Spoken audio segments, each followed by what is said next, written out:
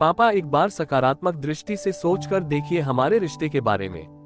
हाँ, आप चाहे तो अपने ढंग से उसकी परीक्षा ले सकते हैं, लेकिन एक बार उसके बारे में सोचकर देखिए।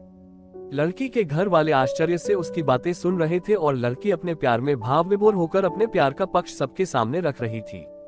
लड़का भी आंखों में खुशी के आंसू के साथ उसकी तरफ ही देख रहा था और सोच रहा था कि कितनी जवाबदार और सच्ची लड़की से उसने प्यार किया है। लड़के का सीना गर्व से चौड़ा हो रहा था। लड़की का बाप वहां से बिना कुछ बोले चला गया और थोड़ी देर बाद अपने चेहरे पर स्माइल के साथ लौटा।